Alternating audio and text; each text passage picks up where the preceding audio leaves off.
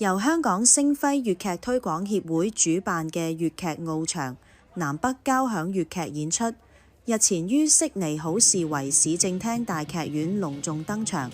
兩場演出場場爆滿，吸引超過700名觀眾前嚟支持，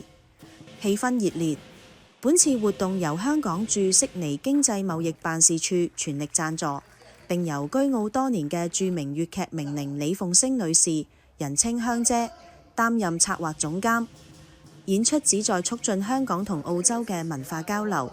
讓更多澳洲觀眾了解同欣賞粵劇呢一項極具特色嘅中華傳統藝術。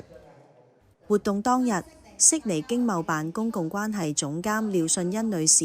喺開幕致辭中表示，粵劇係香港極具代表性嘅文化藝術，香港特區政府一直致力於保育、研究及推廣粵劇，並鼓勵新一代投入其中，讓呢一門古老藝術得以世代相傳。今次粵劇演出嘅一大亮點係由嚟自香港嘅26位年齡介乎5至20歲嘅兒童及青少年粵劇演員組成嘅表演團隊，佢哋一招一式，創造念打俱備，展現出超齡嘅專業精神與對粵劇嘅熱愛，俾在場觀眾歎為觀止，掌聲不絕。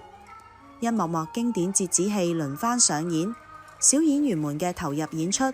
不僅傳承咗粵劇精髓，亦為現場700幾名觀眾留下深刻印象。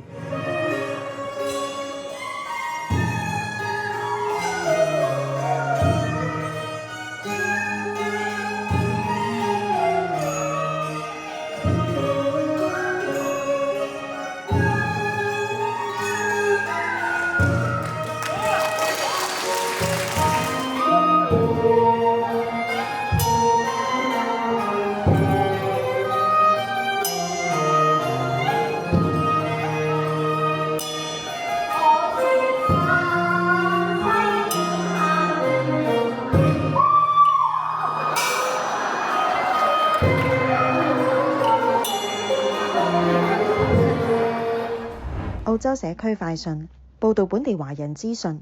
歡迎觀眾以及各大商家提供不同社區資訊。我哋嘅報料電子郵箱係 news@ace-aus.com。我係最新嘅 AI 專員 Miss Ace。